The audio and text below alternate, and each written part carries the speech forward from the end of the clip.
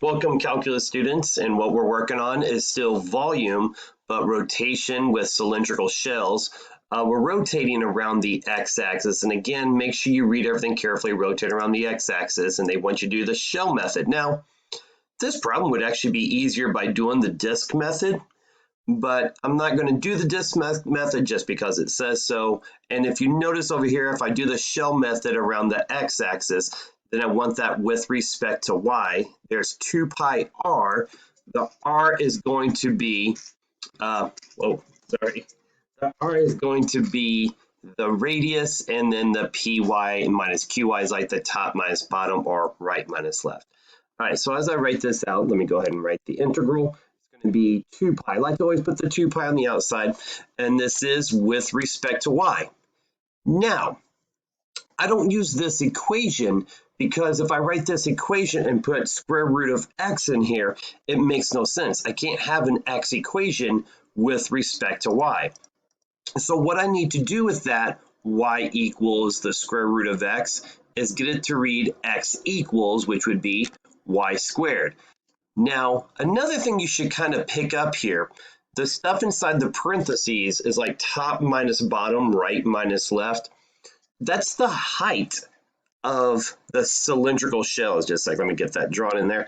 So to get the height of the shells, and again, the shells are going to be laying kind of like sideways, and they're just going to be layered and layered and layered around each other. To get the height of it, I have to take top minus bottom. So that will be 49 minus y squared. And then I put another y in there to represent the radius. It's like 2 pi r. And the y is because basically if I have a radius of 0, a radius of 1, a radius of 2, obviously there's infinite amount of radii I can make from this section all the way up.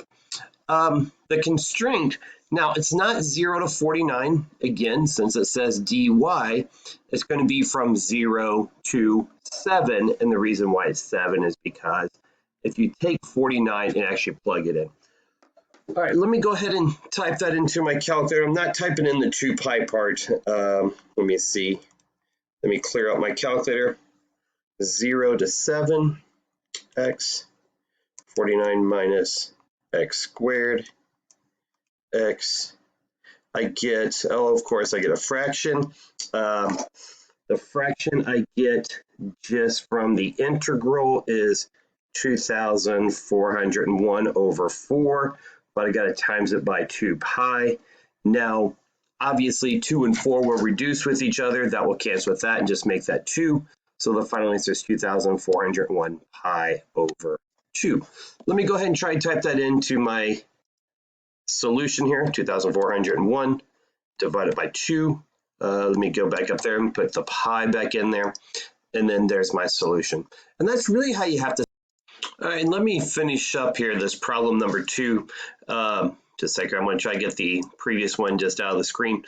So looking at this one's going to be a little bit tricky. You got to be careful because when you look at the graph, I'm going to try and make a really rough sketch of the graph here.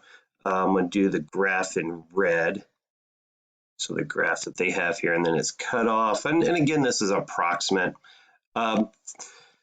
This is weird because you're going to have to do an integral for this region and then an integral for this region because we got to take top minus bottom, and this top region is not the same as this top region. So I actually have to do like 2 integrals on this. I'm going to do the first integral here in black and go integral. Oh, let me get that 2 pi in there. Since we're doing cylindrical shells again, 2 pi, 2 over 6. It's 2 pi r, so there's the y, dy. And this equation is y equals 2x plus 2. But as you should know, I don't want to type in an x equation into with respect to y. So I solved that for y. I've already done a lot of my work, so I'm just going to go ahead and just write this out. I just solved it for y. That's the y value. And then I got to add that. Let me scroll this up a little bit here. And then I got to add that to this region, or I guess you could say this region here. So let me do a plus, and again, we're doing cylindrical shells, so we got 2. That one's going to be from 6 to 8, because as you can see, we're just trying to get this region to rotate around as well. 2 pi r, don't forget the y in there with respect to y. Now you can kind of start to see why the whole with respect is kind of important. And then it's just going to be top minus bottom. And again, why I didn't do top minus bottom on the other one is because it's already connected to the y-axis. The bottom is 0. So I could say, yeah, minus 0, but it has no importance in there. So this one's just 2. I've already worked them all out. I got that solution and that solution. And whenever I finished it up, I got 280 pi over 3. Again, you can just type in a lot of this into the calculator. I'm not going to waste your time by doing that. Hopefully everything else checks out and works out. Oh no, let me check my answer. Hey, I'm back to show you my mistake, and it's a My Math Lab is very picky mistake. I do have the right volume. The volume I did was perfect. There's nothing wrong with my work or anything else, and I went over it.